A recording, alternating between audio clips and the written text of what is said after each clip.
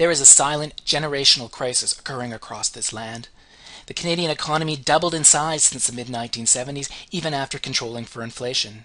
On average, the economy now produces an extra $35,000 per household. But despite this additional prosperity, the standard of living has declined for the generation raising young kids today. Consider three important facts. The average household income for young Canadian couples has flatlined since the mid-1970s after adjusting for inflation. Household incomes are stagnant even though far more young women earn employment income today. All the while, average housing prices in Canada have skyrocketed by 76%. When housing costs nearly double while household incomes stall, for a group of adults who devote more time to the labor market than any previous generation, we are talking about a massive social and economic change, one akin to a silent but no less damaging earthquake in our environment. The generation raising kids today is squeezed. They are squeezed for time at home. They are squeezed for income because of the cost of housing even when they are not poor. And they are squeezed for services like childcare that will help them balance successfully raising a family with earning a living. Put bluntly, the generation raising young kids doesn't access its share of the economic growth. Indeed, UNICEF ranks Canada among the very worst industrialized countries when it comes to investing in families with preschool-aged children. This is a bad deal. The failure to invest in the generation raising young kids is not consistent with Canada's proud history of building and adapting. Recall in the late 19th century, we built public schools and universities. We built roads and railways. We built markets and banks. We introduced veterans benefits, workers' compensation, and unemployment insurance. Then, the parents of baby boomers set in motion old age security and hospital insurance. By 1966, in one single year, they capped off their accomplishments by launching the Canada Public Pension Plan and the Medical Care Act, which remain the cornerstones of our social commitments to one another as citizens. This history is impressive. It's one we can all be proud of, but we can only rest on our laurels for so long. We must now ask, what have we built since? History books make clear that Canadians have been slow and reticent to build new social architecture in response to the dramatically different circumstances facing the generation raising young kids today. This reticence begs questions about an intergenerational breach of trust. For instance, have Canadians who came of age as adults starting in the 1970s borrowed more from their children than previous generations? Regrettably, data show that the answer is yes. For while our economy doubled in size since 1976, our national debt nearly quadrupled. And then there's our environmental debt. Canada's carbon dioxide emissions per person are among the very highest in the industrialized world. While we have made no progress reducing these emissions per person since 1976, 15 other countries have left us in their dust, including the US. This legacy of growing public debts occurs while boomers privately approach retirement with far greater wealth than previous generations because they lucked out in a housing market that increased 76% over their adult lives. With this additional wealth in housing, boomers now transform expectations for retirement. All the while, skyrocketing housing prices are the primary source of private debt for the generations that follow.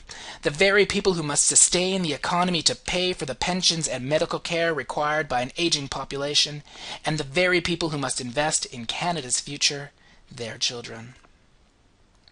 Does this intergenerational tension mean boomers don't care if other generations do not have the same standard of living that they enjoy?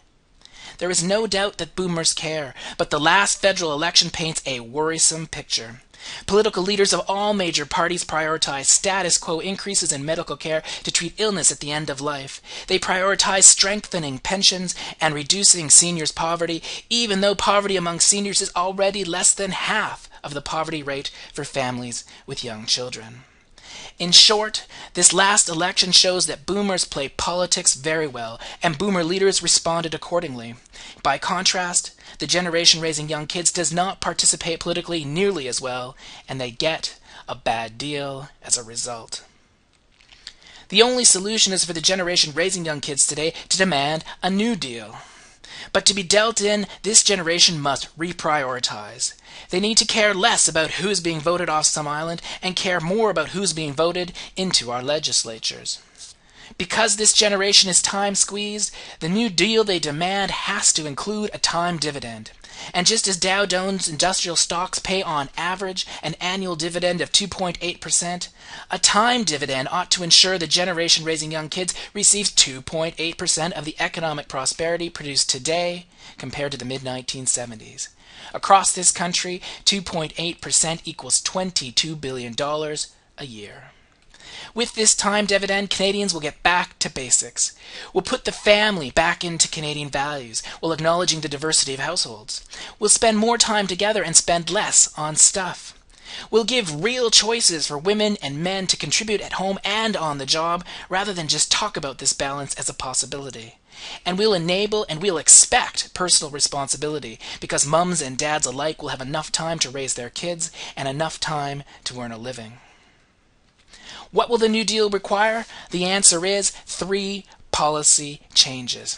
First, it will require new mom and new dad benefits to ensure all parents, including the self-employed, have the time and resources to be at home with their newborns, at least until children reach 18 months.